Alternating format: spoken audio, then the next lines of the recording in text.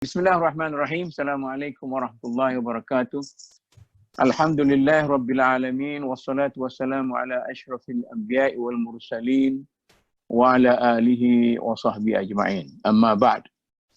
Ini adalah siri yang kedua daripada perbincangan kita ataupun tajuk yang kedua daripada perbincangan kita yang pertama kita fokuskan kepada permasalahan ekonomi. Yang ini kita akan fokuskan kepada masalah pendidikan. Apa yang kita nak bincang pada hari ini ialah tentang paradigma baru. Tentang kita tidak nak bincang sangat tentang dasar pendidikan negara dalam slot ini. Kerana tentang dasar pendidikan negara kita akan bincang pada hari Selasa ini dengan Tan Sri Alimuddin, bekas Ketua Pengarah Pendidikan kita yang masih aktif sampai sekarang. Jadi kita hari ini kita cuba bincang tentang anjakan paradigma masyarakat Islam di Malaysia apabila kita berpengalaman dengan COVID-19 yang begitu mengancam kita. Dan kita dapati ada statistik yang mengatakan bahawa di samping ini data yang diberikan oleh Prof. Fadil Kamsah.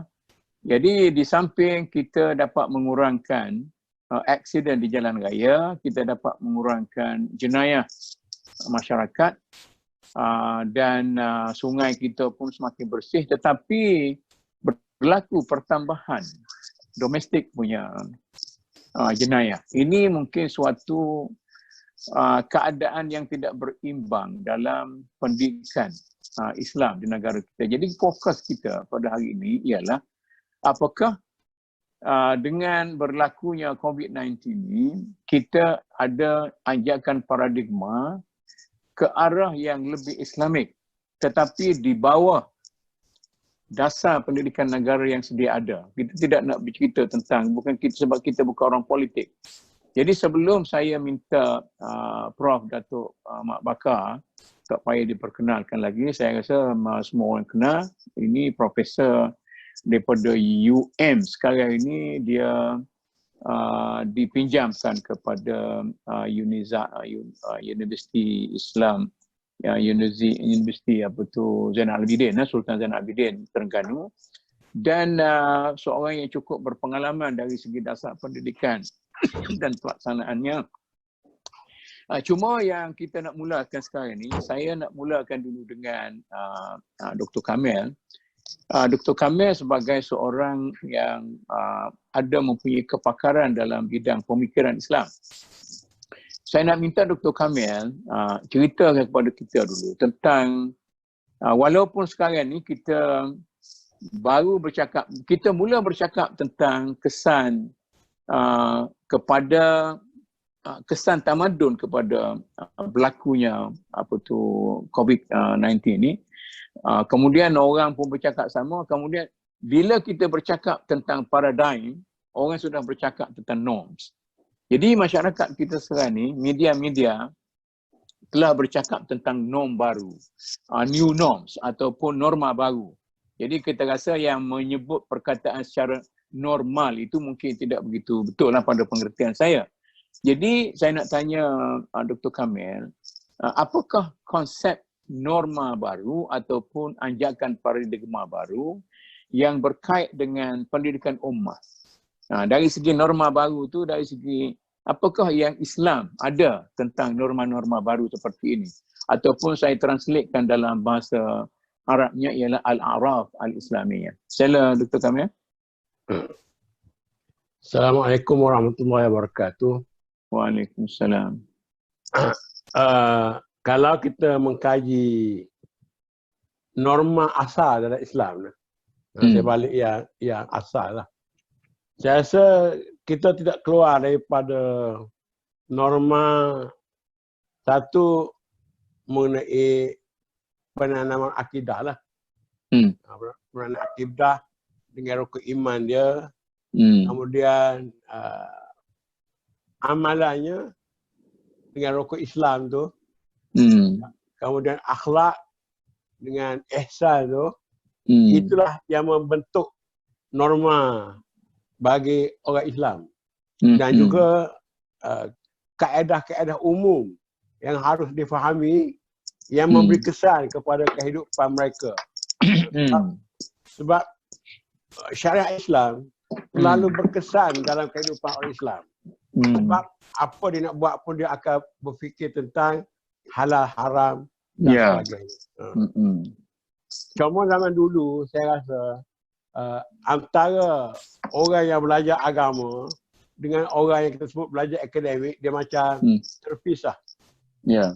Jadi norma baru yang sedang berkembang baik di negara kita sebelum ni pun ialah bagaimana orang-orang yang kita sebut sebagai profesional telah mendalami pelajaran Islam. Saya terkejut bila baca tulisan Datuk Seri Insinyur Zaini Ujang. Ini satu norma baru bagi saya. Dia telah menulis hadis 40 tentang kelas tarian alam sekitar. Jadi dulu mungkin kita tak pernah fikir ada orang profesional nulis hadis 40. Jadi lepas ni kita harap barangkali berbagai-bagai bidang, disiplin, ilmu dan ahli-ahli profesional kita akan mengorek ayat-ayat Quran yang 6,000 lebih yang tak banyak disentuh. Sebab selama ini ulama-ulama kita banyak menyentuh tentang hukum hakam saja. Sekarang ini minda masyarakat kita dah makin terbuka dan menjadi satu tanggungjawab terutama bagi pendakwah. Mereka sebagai orang yang nak mendakwah kena lebih lagi meluaskan pembacaan dan ilmu mereka. Sebab ilmu masyarakat sudah meningkat. Kita bimbang satu ketika nanti pendakwah atau orang agama, pengetahuan mereka tentang Islam lebih rendah daripada mereka yang hendak didakwahkan. Dia macam ni, dia buku 40 hadis tentang alam sekitar tu sebenarnya dia tulis sebelum daripada COVID-19. Tapi tak apalah, kita terima sebagai satu perkara yang ada kaitan lah dengan ini. Dan dia pula dibalikkan kepada bentuk kementerian itu. Soalnya sekarang ini dengan norm baru ini, adakah dia boleh memberi kesan yang baik kepada pendidikan ummah dalam pengertian apakah konsep kita dengan pendidikan ummah itu? Saya nak bagi lagi kepada Dr. Kamil supaya pencerakinan itu luas. Jadi ada norm, ada atau a'raf, ada norma baru, ada misalnya yang Dr. Kamil kata tadi mesti berasaskan kepada akidah, kepada apa semua sekali. Sebenarnya berasaskan kepada, kita kata, bagi saya mula-mula yang lahirnya ialah value, iaitu value yang baru, new value ataupun al-qiyam al-jadidah. Kemudian dia value itu dia membentuk paradigm. Jadi paradigm itu bila diguna, diamalkan secara terus-menerus, barulah dia menjadi sebuah norma yang baru dalam masyarakat. Itu yang saya katakan tadi. Kita terlampau awal menggunakan perkataan norma itu dalam masyarakat kita. Boleh sambung sikit dari segi itu kalau kita melihat kepada pendidikan dalam negara kita. Yang paling menakutkan saya dari segi pendidikan ialah pada masa akan datang orang tidak begitu terikat dengan guru. Sebab segala maklumat dan ilmu semuanya ada dalam internet. Dan dalam internet ini dari segi maklumat mungkin seorang pelajar dia lebih cepat dan lebih luas dia dapat capai maklumat-maklumat. Jadi peranan guru tu saya ingat masa depan akan jadi macam tutor sajalah. Tetapi berbeza dengan ilmu bidang lain, bidang agama terutama sekali, kita ada kaitan antara hubungan guru dengan murid. Dalam pengajian Islam ini ada yang disebut sebelum ini pun Tuan Haji telah menegur bagaimana ilmu yang sudah kehilangan adab Bagaimana beberapa orang tokoh lagi macam Abu Habib Sulaiman juga menyatakan kita kehilangan manhaj atau metod yang salah yang menyebabkan berlakunya krisis pemikiran dan sebagainya. Jadi benda-benda ini yang menakutkan kita, bagaimana kita boleh kembali kepada hubungan yang baik antara guru dengan pelajar dalam dunia yang disebut sebagai knowledge economy. Itu yang dikatakan norma baru, norma baru yang lahir walaupun bukan sekadar selepas COVID-19, tetapi itu yang baru, yang terutama sekali semangat ini orang Kedah. Okey Datuk Mat, cuba Datuk Mat uraikan sejauh mana yang Datuk Mat perhatikan sekarang. Sama ada sebelum berlaku, selepas berlaku, apakah yang orang katakan sebagai norma baru ataupun kita katakan satu anjakan paradigma ataupun kita guna kedua-dua sekali. Apakah hal ini sebelum daripada berlaku COVID-19 ini sudah ada satu corak yang tertentu yang boleh kita ulas ataupun perubahan itu hanya kita melihat sesudah ada misalnya kemajuan perbincangan secara talian. Sekarang ni orang pun kahwin pun secara online dan sebagainya. Ada peranan media elektronik ni dalam membentuk paradigma dan karakter masyarakat dalam negara ini. Assalamualaikum warahmatullahi wabarakatuh. Waalaikumsalam. Setelah mendengar penerangan penjelasan daripada Dr. Kamil tadi, kita akur bahawa segala norma yang dibangkit berhubung dengan pengajaran akidah ataupun tauhid, adab, akhlak dan ihsan dan sebagainya, itu sememangnya asas-asas penting dalam pembentukan ummah. Tetapi kita juga menyedari bahawa segalanya ini mempunyai relevan yang sangat besar, mempunyai kesan dan impak yang juga besar dalam persekitaran tradisional, dalam persekitaran lama.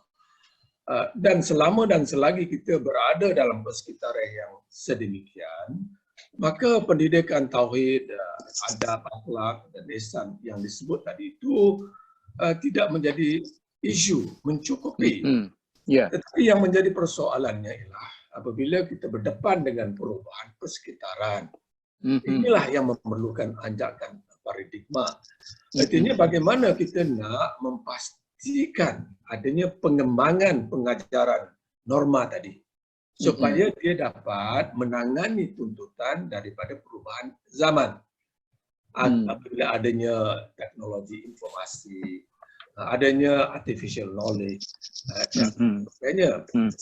Kalaulah ini perkaranya, maka saya dapati sebelum ini pun sudah ada usaha-usaha menangani menerusi pengembangan norma lama ini apabila berdepan dengan perubahan persekitaran ataupun antarbangsaan ataupun dengan segala cabaran-cabaran baru yang dahulu tidak ada dalam persekitaran tradisional. Apabila berlakunya wabak COVID-19, maka cabaran meningkat kerana adanya tuntutan-tuntutan tambahan yang memerlukan solusi ataupun jawapan, ataupun yang memerlukan pengembangan adab, akhlak yang lama yang dianggap tidak mencukupi. Contohnya begini, kita telah menjalani proses dakwah selama 5 dekad yang agak intensif semenjak tahun 2000. Dan kita dapat melihat pemupukan pendidikan Islam yang membawa kepada pengamalan yang sangat meluas dan mendalam. Tetapi kebanyakannya tertumpu pada dimensi peribadi, ibadat personal, dimensi dalam bentuk puasa dan seumpamanya. Tetapi wajah sosial Islam ataupun the social face of Islam itu tidak menerla dari segi disiplin manusianya dalam masyarakat. Ini kembali kepada bagaimana kita mematuhi kuarantin hari ini. Basic professionalisme kita dalam pekerjaan, itu saja dalam berhubungan dengan orang lain. Dari segi kepikiran dan istiqamah yang patutnya wujud, sehingga pengajaran Islam berhubung dengan adab dan akhlak dalam hablum minan nas ini tidak menyerlah. Tidak seperti katakanlah disiplin yang ada pada bangsa Jepun atau Korea, yang itu dilihatkan sebagai suatu trademark dia, jenama dia. Sebut pada bangsa Korea, bangsa Jepun, dia menjadi suatu trademark bahawa mereka ini kesungguhannya luar biasa. Disiplinnya itu sangat luar biasa. Ketekunan dan istiqamah mereka dalam pekerjaan mereka juga luar biasa.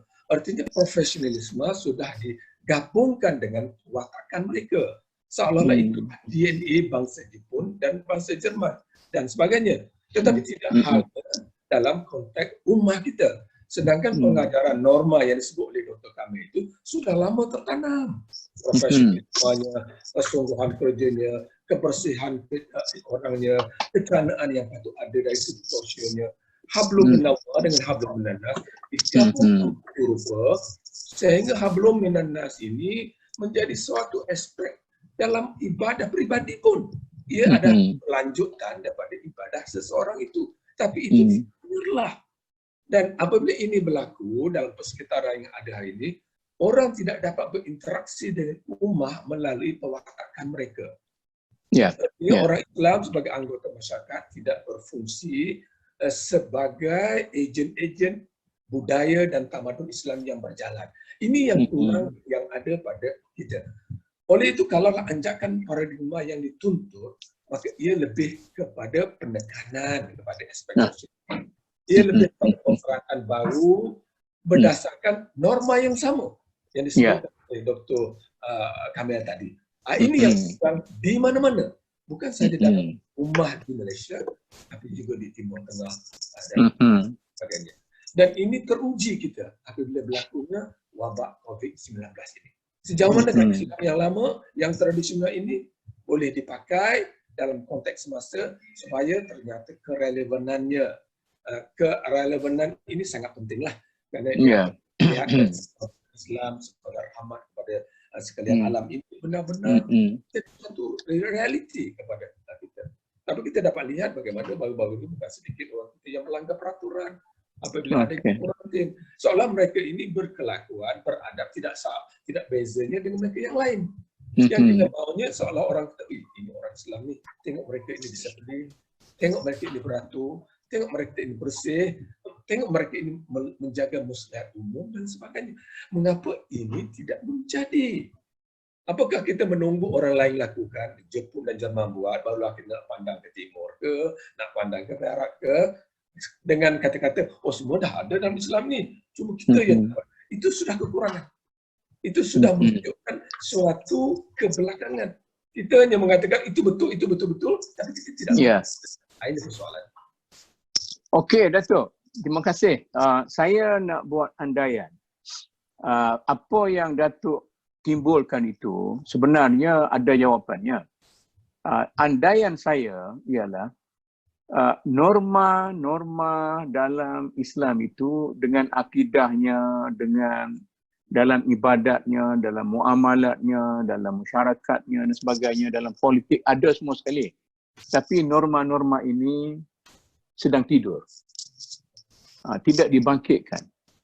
Ia merupakan nilai-nilai ilmu yang tidak dihidupkan dalam masyarakat. Maka saya contohkan misalnya. Ada satu ceramah yang saya dengar daripada seorang tuan guru kita. Saya rasa kalau tak silap daripada Selatan Thai. Dia menceritakan tentang ada 7 perkara yang boleh menjadikan Tuhan suka kepada kita. Dia kata yang pertamanya mesti menyebut Allah pada setiap kerja kita. Dan yang kedua, yang ketiga, yang keempat. Jadi dia kata kalau kita nak buat sesuatu, kita baca Bismillah, maka kita jadi berkat, kita jadi bla bla bla bla. Dia tak sentuh pun konsep sebenar Bismillah tu apa dia. Konsep Alhamdulillah, bila kita kata Alhamdulillah tu, bila kita belajar dulu, Alhamdulillah tu puji dengan mulut.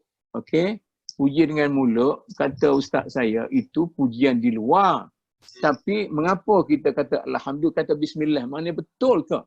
Apabila kita kata Bismillah, maknanya kita benar-benar menghargai, mengakui bahawa ini adalah semua dengan kuasa Allah. takut ataupun dengan kuasa duit ke, dengan kuasa itu yang menjadi masalah. Ada gap di antara apa yang kita katakan warisan ilmu yang kita warisi, yang dikatakan sebagai norma-norma itu, dan kehidupan kita dalam realiti sebenar. Jadi sekarang ini, saya, Betul Dr. Kamil, saya nak bangkitkan. Dari segi pendidikan, pendidikan itu ada dua jenis dari segi pembahagian pertamanya. Yang pertamanya ialah pembahagian pendidikan yang formal dan pendidikan yang tidak formal. Pendidikan formal itu ialah pendidikan sekolah. Sama ada dilaksanakan berasaskan kepada kurikulum ataupun berasaskan kepada co-curriculum. Tetapi pendidikan yang tidak formal itu ialah pendidikan masyarakat. Kadang-kala nilai ataupun value yang sistem nilai yang ada dalam pendidikan formal ini bertentangan dengan apa yang berlaku dalam masyarakat ini dikatakan yang pendidikan tidak formal itu. Maka berlakulah apa yang dikatakan clash dalam pemikiran budak-budak. Maka kita telah melahirkan generasi yang abnormal. Ini masalah normalnya. Yang abnormal. Jadi yang abnormal ini mungkin dia berhadapan dengan satu masalah psikologi. Dia lahir sebagai orang yang ada dua personality. Satu personality yang kita kata berasaskan kepada norma Islam yang diajar di sekolah, berasaskan kepada kurikulum, co-curriculum dan sebagainya. Dan satu lagi personality yang berasaskan kepada norma-norma yang dia dapat daripada masyarakat, daripada keluarga dia, daripada jiran dia, daripada rakan dia sebagainya. Jadi cuba Dr. Kamil ulaskan bagaimana berlaku pertentangan antara norma dalam kelas dan norma di luar kelas ini boleh merosakkan masyarakat kita. Macam Datuk Mat kata di Jepun, mungkin dia selaras. Di England, di Eropah pun mungkin dia selaras, tapi kita berbeza sikit. Dr. Kamil? Pandangan saya, ya. Pasal kita lari daripada ajaran Islam sebenarnya. Sebab dalam ajaran Islam, hadis Nabi yang selalu ada baca, anak seperti kain putih. Maknanya pendidikan itu ibu bapa yang bertanggungjawab. Sekarang ini ibu bapa semacam melepaskan tugas itu kepada sekolah. Dan ibu bapa ramai yang tak ambil kisah hal anak. Sebab itu kalau kita tengok dari segi apa yang kita pandang masyarakat, kalau ibu bapa itu orang baik, orang faham, orang sedar, maka boleh dikatakan semua anak mereka akan menjadi orang baik, orang yang berjaya. Tapi yang kebanyakan berlaku orang tak baik ialah ibu bapa yang melepaskan tanggungjawab kepada sekolah. Sekolah pula kita punya sistem ialah mengejar A. Bukan kita ada penerapan adab, penerapan akhlak macam berlaku pada zaman tradisional dulu-dulu. Jadi oleh sebab itu, rumah tangga sebagai pembudayaan. Dan di situlah sebenarnya tempat membudaya. Adapun di sekolah adalah memberikan kepada mereka knowledge. Dan knowledge ini tidak sampai kepada tahap pembudayaan. Jadi ada kemungkinan masyarakat Barat, masyarakat Jepun, Korea dan sebagainya, maka sistem pendidikan mereka di rumah itu lebih menguasai daripada apa yang ada di sekolah. Jadi untuk sekolah ni, kita bukan nak komen dan sebagainya. Tetapi saya faham, cikgu-cikgu dibebankan dengan kurikulum untuk menjadikan anak-anak pandai, mendapat A dan sebagainya.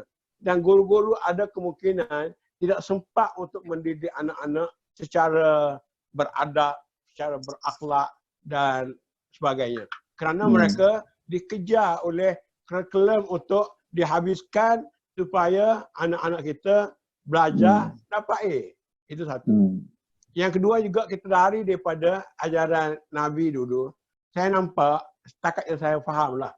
Zaman Nabi itu, dia lebih bersifat praktikal. Jadi ajaran agama zaman Nabi, terutama soal akidah, dia tidak menceritakan panjang lebar, detail macam sekarang ni. Dia bagi itu, tetapi menjadi satu dinamika untuk orang tu bergerak walaupun mereka baru masuk Islam. Tapi zaman kita ni, kita pergi ambil setelah unsur-unsur luar masuk, unsur Brahmi masuk, unsur Farsi masuk, mana-mana masuk. Jadi ulama ketika itu membahaskan panjang lebar untuk menyahut cabaran dan cabaran pada masa itu. Jadi kita pergi ambil yang tengah. Kita tak pergi ambil yang betul-betul yang zaman Nabi tu. Sedangkan zaman Nabi tu kita tengok dalam Quran dia menyebut misalnya tentang orang beriman. Orang beriman yang idza zukirallah wajilat qulubuhum. Bila sebut nama Allah, bergemetar hati mereka. Wa idza tuliyat alaihim ayatuhu zadatuhum imana. Bila dibaca ayat Al-Quran, bertambah iman. Zaman sekarang ni, nilai itu tak ada. Dengar nama Tuhan pun tak rasa apa-apa. Baca Quran pun tak rasa apa-apa. Zikir tadi pun sekadar untuk macam-macam Yasin malam Jumaat. Untuk dapat pahala. Jadi inilah saya rasa lah perkara-perkara yang merosakkan norma-norma masyarakat kita. Okey. Saya sambung sikit Dato' Mot. Okey. Berbangkit daripada apa yang disebut oleh Dato' Kamil tadi, saya sangat setuju. Di samping itu juga saya merasakan penghayatan yang gagal dibumikan. Artinya pengajaran yang disebut tadi dengan merujuk pengajaran daripada Selatan dan sebagainya itu tidak dihayati sebegitu rupa kerana adanya semacam unsur-unsur yang terputus dari antara pengajaran dengan penerimaan. Sehingga penghayatan itu tidak berjaya. Tapi itu satu hal. Yang lebih penting juga, dan ini lanjutan juga daripada apa yang disebut oleh Dato' Kamil tadi, dan saya rasa ini sudah mengganggu perasaan dan fikiran saya agak lama. Apabila pengajaran oleh para ustaz di masjid dan sebagainya dengan begitu detail mengenai kisah Nabi dalam sirah Nabawiyahnya, kisah sahabat dengan segala keseluruhan dan hikmahnya mereka, itu terima oleh para pendengar, oleh mad'unya sebagai tidak lebih daripada cerita-cerita dalam sejarah. Mereka seronok mendengar kegigihan dan ketekunan yang diperlihatkan oleh Saidina Umar, kehebatan Saidina Osman dan Saidina Abu Bakar dalam mengorbankan harta mereka dan seumpamanya. Tetapi dalam hal yang sama, pendengar-pendengar ini mengambil itu sebagai cerita-cerita yang menyeronokkan, yang membanggakan, tetapi sesuatu yang tidak tercapai oleh mereka ataupun tidak mahu mereka capaikan. Sedangkan itu, inilah yang juga sedang berlaku di kebanyakan, bukan di kebanyakan lah, di banyak tempat syarahan agama, kuliah agama, ceramah agama. Seolah-olah masyarakat yang mengikuti syarahan ini terpisah daripada realiti lepas dengan menganggapkan itu adalah sejarah untuk sekadar dicungkil, untuk dihidup pada acara-acara dan majlis tertentu saja dan bukanlah untuk dibumikan ataupun dihayati sehingga menjadi sebahagian daripada akhlak dan adab sebagaimana yang disebutkan itu. Jadi apabila ini berlaku, banyak pengajaran agama yang semacam kerugian, yang semacam teralir keluar dan tidak masuk ke dalam pribadi dan kepribadian manusia yang menjadi pendengarnya. Sedangkan kita lihat hari ini, Datuk Mu pun sedia maklum, banyaknya pengajaran agama di masjid, di surau, di TV, di radio, di akhbar yang tidak pernah berlaku sepanjang 500-600 tahun sebelum ini. Saya pun rasa itu. Dan para ulama, para ustaz pula sama ada di fakulti Islam ke, di luar fakulti Islam ke, di luar Islam ke, sebagainya. Jumlah mereka teramai dari segi bilangannya berbanding dengan jumlah dalam sejarah kita sebelum ini. Tetapi mengapakah pertumpakan ilmu yang sebegini banyak, yang telah disebarluas sebegitu rupa, tidak menghasilkan kesan yang setimpal, perkataan setimpal dengan segala usaha dan kegiatan. Apakah pendekatan yang diterokai oleh setengah pendakwa ini tidak menepati keadaan? Itu juga memerlukan anjakan paradigma. Okey.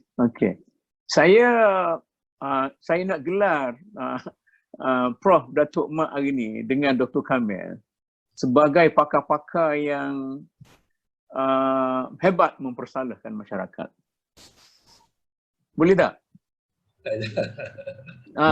Mana begini, bukan kita dua, kita saja.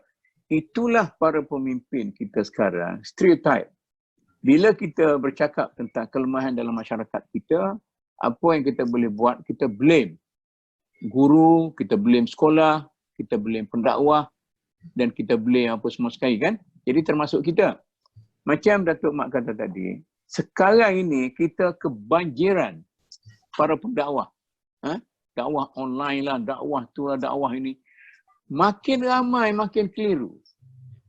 Bersimpang siur. Jadi macam bandar, apa kita katakan, keadaan yang berlaku, orang kata macam ni. Kalau anda pergi ke Kahira dengan Ankara ataupun dengan bandar Turki ni, apa tu? Istanbul, kita akan dapati trafik sangat bersimpang siur. Saya tanya seorang driver di Istanbul, macam mana kamu boleh bawa kereta macam ni? Di Kahira saya tanya, dia kata, Alhamdulillah, inilah kami punya norm. Pentingnya tidak aksiden. Bila tidak aksiden, maka inilah norma kami yang kita berjalan bersimpang siur. Tapi kalau pergi ke Tokyo, bandar Tokyo, dia tidak melihat kepada itu saja. Dia melihat kepada sistem yang ada di England, misalnya, sistem yang ada itu yang saya bandingkan. Saya lontaran pertama tadi, saya katakan, kita ada pendidikan formal. Kita ada pendidikan tidak formal. Kalau saya katakan pendidikan tidak formal ini terabai. Mungkin begitu kan? Maknanya ada sistem pendidikan, ada sistem sosial.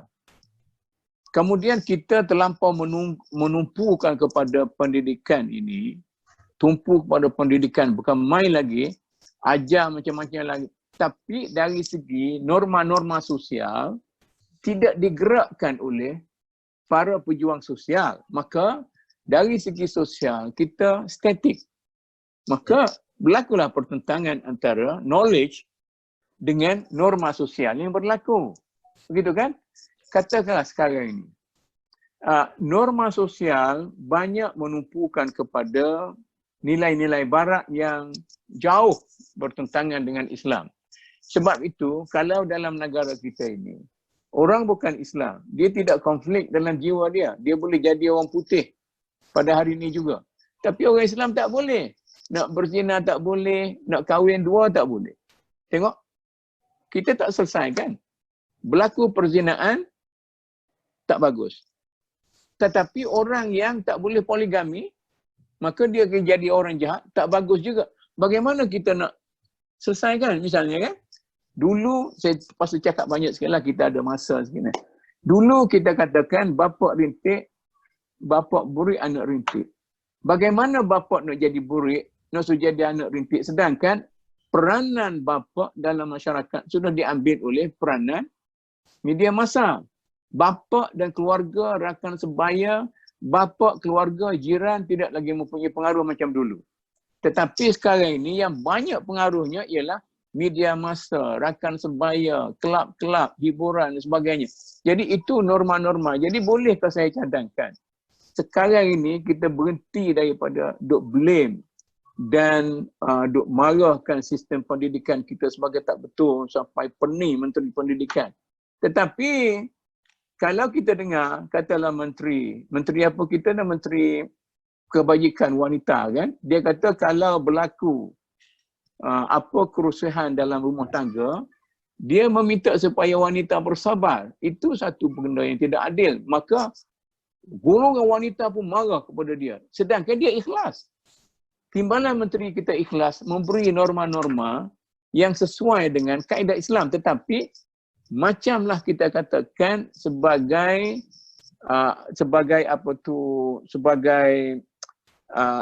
seed, sebagai biji, sebagai benih yang ditanam di tempat yang tidak subur. Maknanya pihak yang perlu menyuburkan tanah itu tidak benar-benarkan menyuburkan tanah. Pihak yang mencedung atau pihak yang menugal tanah itu bawa benih dan sebagainya ditaburkan di atas tanah yang tidak disuburkan. Dr. Kamil, cuba mulakan perbincangan ni, lepas tu Datuk Mak sambunglah. Saya nak dengar. Yang berlaku dalam masyarakat kita, termasuk dalam dunia Islam lah. terlalu jauh antara ideal ajaran Islam dengan praktik yang berlaku. Saya dapat satu contoh benar. Ada seorang. Baik. Nanti saya nak potong. Saya tak puas hati. Bila teori yang dibawa oleh Dr. Kamil itu, mengapa tidak berlaku? Tak payah contoh lah. Banyak beribu-ribu contoh. Mengapa tidak berlaku antara idealism yang tinggi Islam itu dengan praktik sebenarnya di bawah? Sejak sejarah lama lagi. Saya baca sejarah. Bila lepas zaman Muawiyah, balik kepada Yazid, maka Yazid telah tidak lagi menjalankan pemerintahan secara adil. Nanti Dr. Kamil, saya nak kerak lagi Dr. Kamil. Sebenarnya sejarah yang kita baca tu dituliskan oleh orang Abbasiyah. Dan kalau kita nak cakap banyak lagi, kita perlu betulkan sejarah Islam itu, iaitu sejarah yang ditulis oleh orang-orang politik yang berpihak kepada orang-orang Abbasi, kerana sejarah ditulis oleh orang zaman Abbasiyah. Jangan pergi ke sejarah jauh sangat, susah kita nak fikir. Pergi hari-hari ni. Tapi saya baca dari sudut perkembangan teologi, bila orang Islam dizalimi, maka orang Islam didoktrinkan. Ini Jabariyah, ini dah majbur, terpaksa terima sebab Tuhan kehendak demikian. Sampai lahir orang melawan, jadi Qadariyah. Ini sebagai contoh. Jadi perdebatan inilah akhirnya membawa kepada zaman-zaman mutaakhir, dan akhirnya orang Islam habis masa dengan berpolemik dengan perkara-perkara yang berlaku zaman dahulu, sedangkan masalah tu tidak lagi menjadi masalah pada zaman sekarang. Atau keadaan itu sudah bertukar, tidak sepatut lagi menggunakan doktrin-doktrin itu untuk diperdebatkan sekarang. Sebab itu kita tengok imam-imam dulu, bila orang mempersoalkan qada dan sebagainya, Imam Malik marah, Imam Abu Hanifah marah. Sebab benda itu tidak betul-betul real dalam masyarakat, tetapi merupakan andaian-andaian yang tidak menghasilkan buah, tapi ia merupakan teori-teori yang mandul. Dan teori yang mandul inilah dibawa oleh pendakwa-pendakwa kita, oleh ustaz-ustaz kita, dan menyebabkan masyarakat jadi kering, hampa. Dan kita tidak ada iman yang basah yang boleh menjadi dinamo untuk menggerakkan kita kepada bekerja. Sebab itu saya nampak pada masa ini, kita tak boleh lagi nak ajar cerita sifat 20 ke, cerita akidah yang diajar sekarang. Saya lebih cenderung, misalnya, ada orang menulis buku tentang Al-Iman wal Hayah, iman dan kehidupan. Apa kesan iman kepada produktiviti individu? Apa kesan iman kepada produktiviti masyarakat? Makna benda iman yang dikaitkan dengan realiti, bukan lagi dogma-dogma ataupun konflik-konflik pemikiran yang ada dalam kitab-kitab. Dan saya nak sebut satu lah. Saya belajar sekolah agama, dia 2, dia 3 sekolah agama tu, buku-buku kitab bab 1 berkata Mu'tazilah, berkata Ahli Sunnah, berkata Asy'ariyah, berkata Jabariyah. Jadi kita sejak kecil lagi sudah dididik untuk berkelahi dan mazhab tu mazhab ni. Jadi sepatutnya saya rasa peringkat menengah, peringkat sekolah rendah ni diajar Quran, hadis atau benda-benda yang orang Islam boleh bersatu, soal ijma' dan sebagainya. Bukan dipecah-pecahkan pemikiran mereka kepada mazhab-mazhab. Okey, Datuk Mak. Datuk Musi, saya tertarik. Saya nak respon dulu. Nanti dulu saya bagi soalan Datuk. Saya tak saya perbincangan kita ni hanya berligar dalam satu cawan pemikiran. Saya nak tanya macam ni. Saya nak mempersalahkan sistem sosial. Okey. Daripada kita mempersalahkan sistem pendidikan. Apa pandangan Datuk Mat? Okey, dia begini. Saya akan respon dengan pertamanya membuat tindak balas kepada pembahagian pengajaran formal dan tidak formal tadi. Yang mana Datuk Mu pun bersetuju bahawa pendidikan tidak formal kita ini tidak menyediakan masyarakat kita untuk menjadi lebih peka kepada ajaran Islam, menjadikan mereka ini lebih tekun untuk menghayati segala ajaran Islam. Itu kita terima.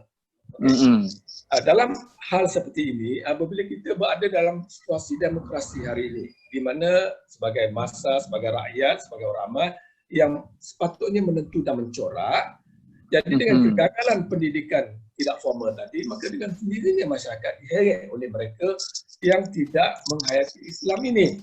Ya. Oleh itu saya pernah mengatakan bahawa pendidikan masa kita akibat daripada pendidikan tidak formal tadi, kita menjadikan mereka ini masih manusia abad ke-18. Sedangkan mereka ini hari ini hidup dalam abad ke-21. Jadi adanya suatu macam dalam bahasa Inggeris dia mengatakan disconnect, artinya tidak ada hubung kait. Satu masyarakat masa yang tidak terdidik dalam bentuk pendidikan informal yang baik, tetapi diberi ruang dan peluang dalam suasana demokrasi yang membebaskan mereka. Tetapi mereka ini masih jumur dari segi keagamaan mereka masih hidup dalam abad ke-18. Sedangkan tuntutan hari ini adalah tuntutan abad ke-20 ataupun abad ke-21. Okey, itu. Itulah apa yang telah berlaku. Dan ditambah sikit Datuk, kalau saya tambahkan sikit, dengan segala pengajaran, dengan pengilmuan yang berlaku, dengan ulama kita yang datang daripada luar, dalam negeri, daripada Timur Tengah, daripada Barat. Kita kadang-kadang seharusnya sepatutnya membawa kepada suatu kerahmatan dengan penambahan ilmu. Tetapi ada juga mereka ini membawa aliran-aliran yang menyebabkan dalam usaha mereka itu membawa kepada pertelingkahan, pertengkaran. Dan apabila mereka itu begitu dogmatik dengan cara dan pendirian masing-masing, maka wadah kita yang kecil ini dengan manusia yang semakin bersifat demokrasi ini didedah kepada ilmu yang berbagai-bagai, maka berlakulah suatu macam kepeningan, kehilang tujuan dalam kehidupan. Maka kecelaruan yang ada pada hari ini sebahagian juga disebabkan ketidakupayaan golongan ini yang menerima Islam ini menghadamkan lagi memurnikan segala apa yang dibawa. Saya tak nak beban lagi Dr. Kamil ni dengan pandangan dia yang begitu serong kepada para dakwah sekarang, para pendakwah. Sebab kita semua, kita tiga-tiga ni orang pendakwah juga. Cumanya Datuk Mak pakai songkok, saya rambut macam ni, Dr. Kamil tu jadi macam tu kita semua ni. Jadi sekarang ni kalau saya bagikan dalam konteks pendidikan Islam. Dalam konteks pendidikan Islam, Dr. Kamil, dalam konteks pendidikan Islam, saya nak kata guru-guru di sekolah adalah guru yang diikat oleh satu sistem pendidikan Islam yang baik. Kita ambil pendidikan Islam lah. Tetapi guru-guru yang menguruskan sistem sosial kita ialah para pendakwah kita. Jadi yang pendakwah kita ni, adakah siapa kalau kita kata dua ni, siapa yang betul, siapa yang salah? Saya nak tanya Datuk Mak ke Datuk Kamil kena jawab. Apa pandangan Datuk Mak dengan Datuk Kamil apabila kita suka bawa orang daripada Saudi Arabia mari jadi imam tarawih? Kita apabila kita nak cari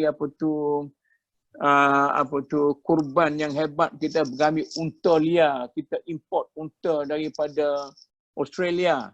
Kita bukan. Ini sistem ini, sedangkan Nabi kata orang Islam itu perlu berdikari dan sekolah pun tak ajar supaya kamu bila kamu besar besok, bila kamu nak jadi imam tarawih, jangan kita kena bagi kepada orang Saudi.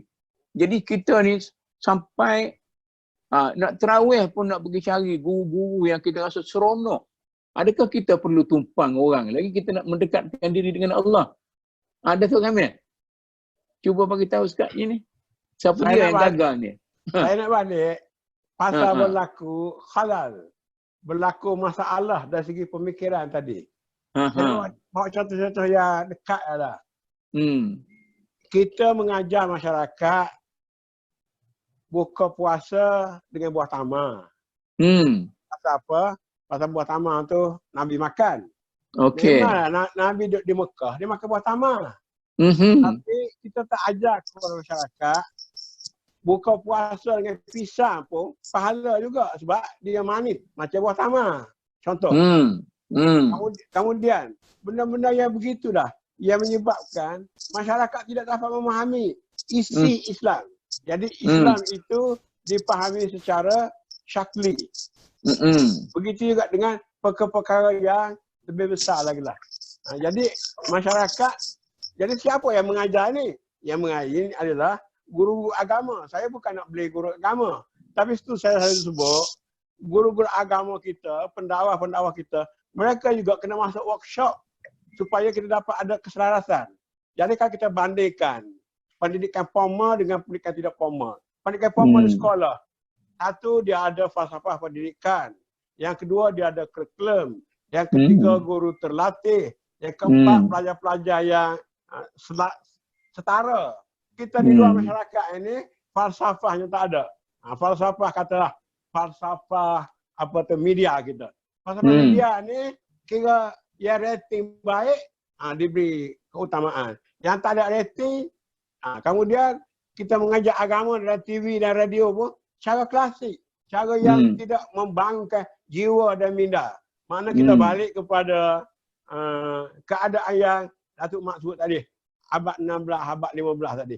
Jadi ini yang berlaku gap antara ajaran Islam dengan praktikal Islam hasil daripada kelemahan pemikiran pembawa-pembawa Islam itu. Itu pandangan saya. Datuk Mat. Saya sangat setuju. Cuma saya nak beri sedikit penambahan dan pencerahan Datuk Mok ya. Boleh ya? Boleh. Begini, dalam bahasa yang lain, apa yang disebut oleh Dr. Kamil itu menunjukkan pengajaran dan pendidikan Islam yang berlaku telah dikepompongkan, dikelongsongkan mengikut latar belakang para pengajar itu sendiri dan juga mengikut saluran yang dilalui oleh murid-murid dan pelajar-pelajar di tempat yang lain dan sama di madrasah ataupun sekolah. Apabila ini berlaku, tidak berlakunya penyeragaman dari segi pendekatan yang holistik di kalangan anggota ummah. Saya ini semuanya berfikiran dan berfikiran yang sehala sebagaimana yang kita harapkan, sebagaimana yang dibangkitkan oleh Dr. Kamil tadi. Apabila ini berlaku, timbullah kepada saya satu persoalan. Apakah selama kita hanya cudik saja, cudik dengan ilmu agamanya, cudik dengan kaedah pedagoginya, cudik dengan pemahaman murid dan pengajaran Islamnya, tetapi yang tidak ada pada kita ialah kebijaksanaan. Iaitu saya nak tanya Datuk Mat. Saya tak takut orang tak faham kita punya perbincangan ni. Saya takut orang tak faham. Saya nak tanya Datuk Mat. Ustaz kita dah tumpu pada guru agama ni kan? Guru agama yang mengajar di sekolah tu, dia belajar pedagogi ke tak? Ya, pedagogi ini tidak semestinya berbunyi pedagogi. Mereka sudah mendalamnya. Itu tidak. Dia belajar pedagogi sejak daripada dia ambil diploma sampailah kepada dia pencen. Kursus pedagogi, tapi dia punya pengajaran tidak memberi kesan kepada di luar sekolah. Ustaz-ustaz kita yang bersyarah pergi buat dakwah di masjid, mengajar di pondok, mengajar di mahat tahfidz. Dia orang belajar pedagogi tidak? Ada, semua ada. Cara masing-masing. Maknanya adakah dia belajar pedagogi secara formal ataupun ibarat kata kalau orang tanam tembakau, dia kata kepada pegawai pertanian, mu ni mai duk buat kaca aku nak tanam tembakau. Aku 30 tahun dulu lagi tanam tembakau. Bot ajar pedagogi ke aku lah. Aku tahu padamu. Jadi sekarang ni tidakkah pemimpin-pemimpin masyarakat dari segi agama kita, pendakwah di masjid, pendakwah di pondok, guru-guru pondok, guru-guru tahfidz apa semua sekali, mereka itu kena diajar pedagogi yang jelas supaya mereka tahu bagaimana nak mengangkat masyarakat kita. Begitu tak?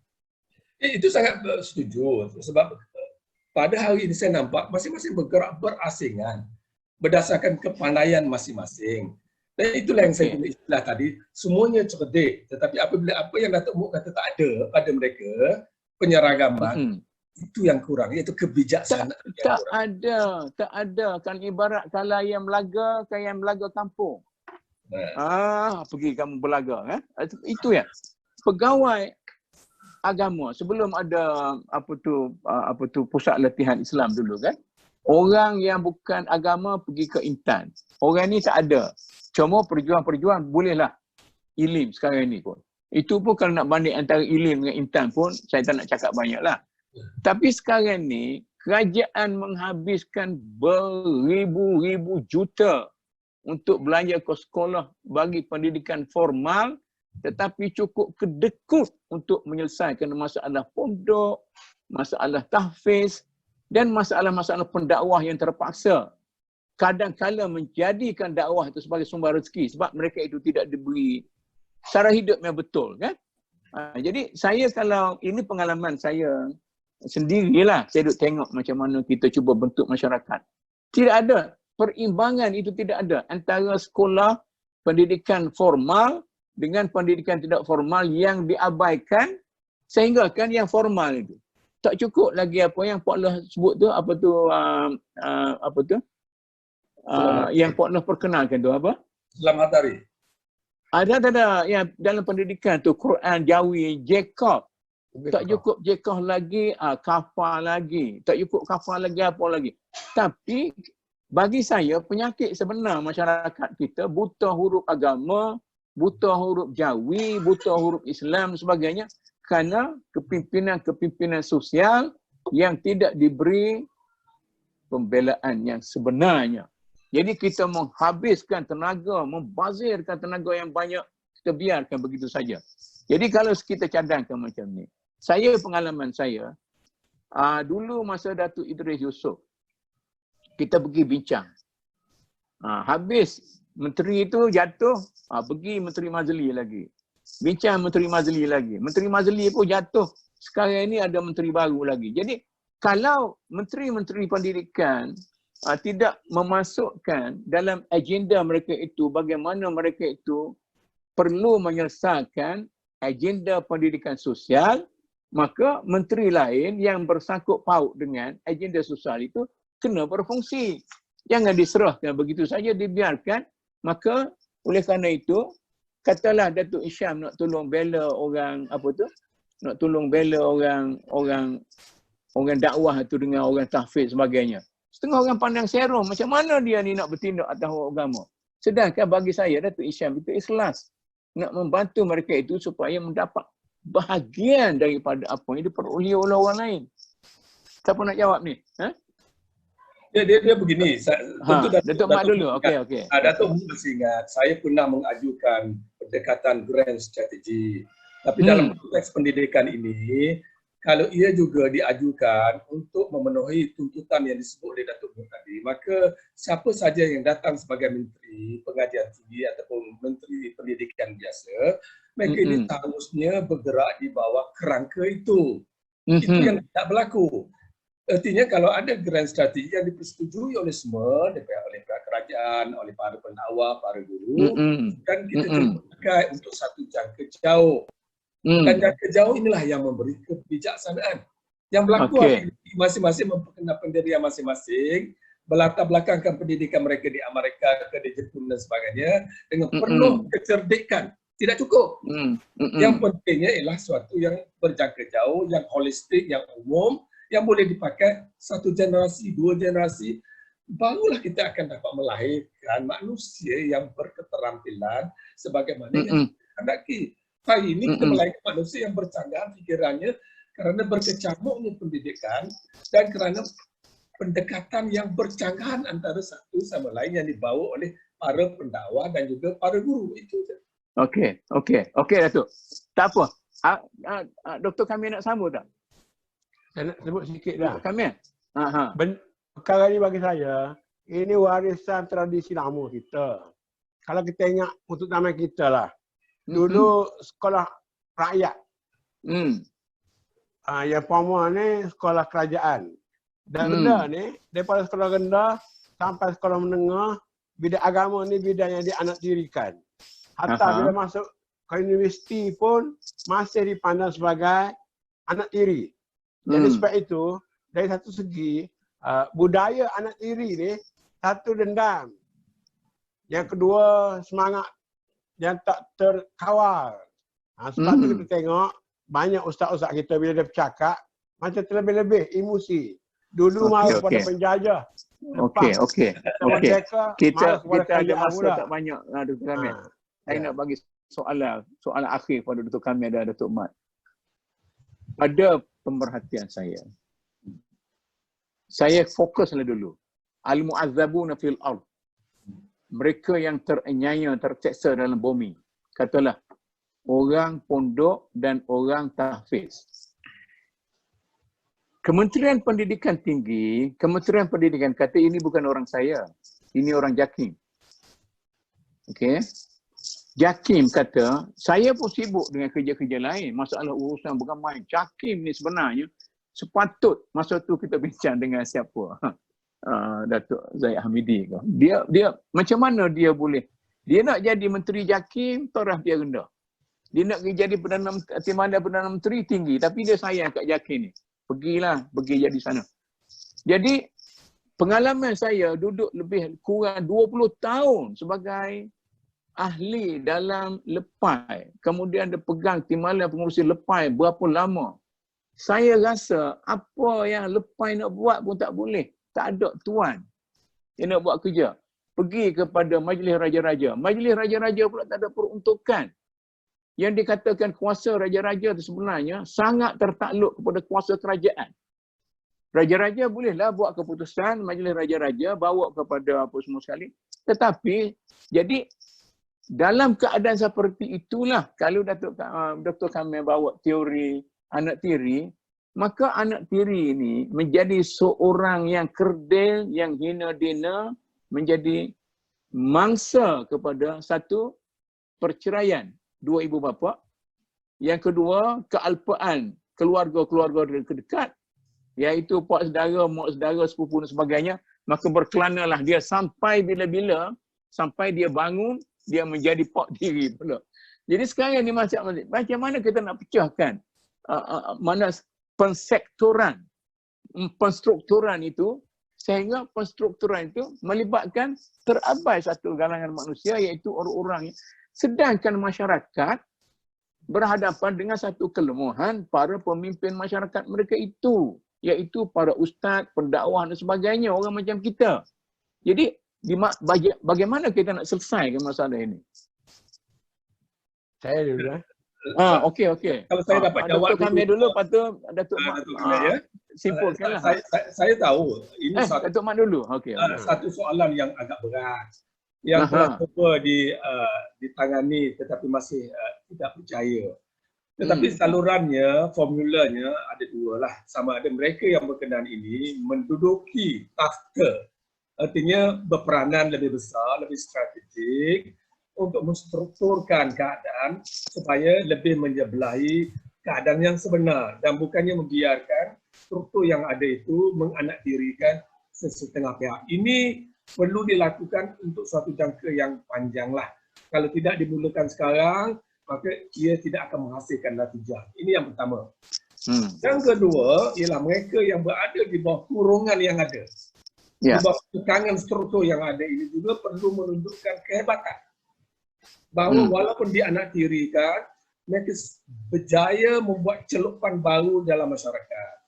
Dapat membuat celupan baru dalam kehidupan sosial. Dapat menerjemahkan nilai norma yang disebut tadi hatta dalam segala sekatan dan tokongan itu. Ini juga tidak berlaku malangnya.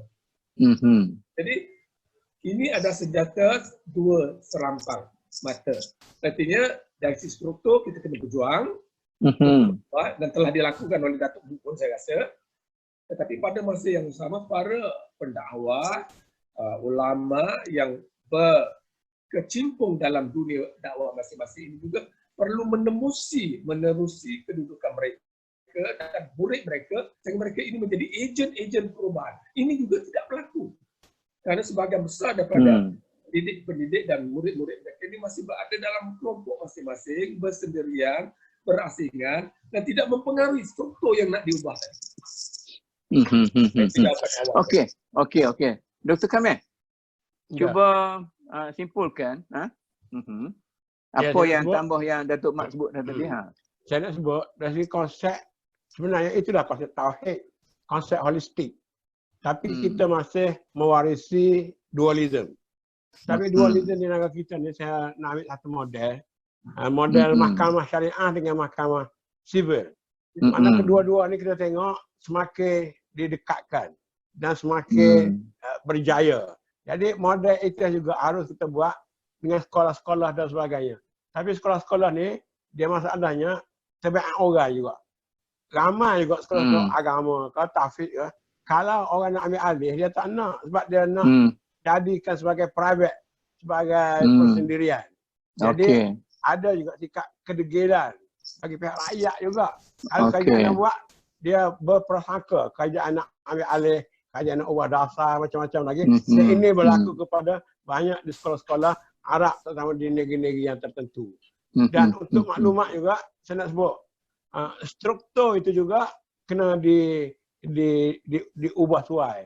Ada satu negeri yang kita tahu, isu sekolah agama tu berapa kali tukar kerajaan, berapa kali tukar ketua pengarah yang ustaz, ketua pengarah yang mari daripada pejabat pelajaran dan sebagainya, tak juga berjaya untuk selesaikan isu pencen je.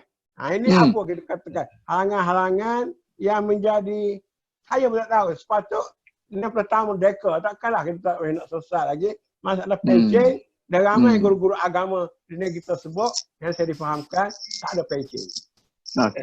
Okey. Oleh kerana masa kita dah, itu pun ini pusingan pertama.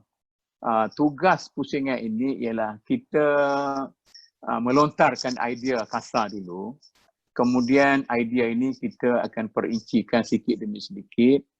Akhirnya kita akan adakan satu pleno sesama kita, Datuk Mat, Dr. Kamil dan Datuk Mat sebenarnya dia partner saya, dia bukan tamu. Jadi saya pun nak didik dia sehingga dia jadi partner macam saya sekali lah. Bukan tamu saya, sepatutnya dia pun soal juga. Tidak saya soal.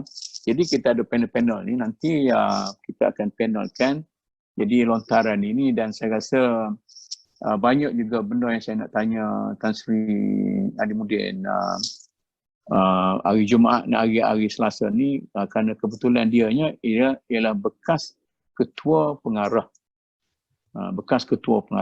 pelajaran, dan dia juga sekarang memegang timbalan pengurus Silpai. Mudah-mudahan Tan Sri Alimuddin boleh memberi satu idea baru bagaimana kita nak selesaikan kemelutnya kita ada ni. Datuk Mat, terima kasih. Ada nak tambah, berasa sakut sangat kalau nak tambah? Nak tambah boleh, tapi pendek lah. Idea yang telah diketengahkan tadi agak berat. Jadi kita perlukan pemecahan dahulu. Selepas kita berjaya memecah idea-idea besar ni, barulah kita dapat menurutinya dengan perincian lain, penambahan lain. Saya rasa apa yang kita ketengahkan tadi adalah persoalan besar. Okey. Jadi harap Datuk Mat ikuti perbincangan kita dengan Tan Sri Alimuddin hari Selasa ni, supaya kita boleh, bila pleno nanti kita boleh sama faham memahami antara satu sama lain. Dan Dr. Kamil, kita tamat sini ya.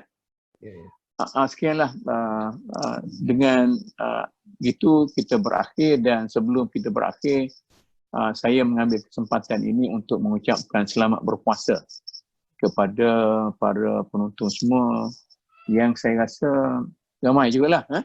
Dia program kita ni makin popular daripada satu masa ke satu masa. Akhir sekali, wabillahi taufiq. Wassalamualaikum warahmatullahi wabarakatuh.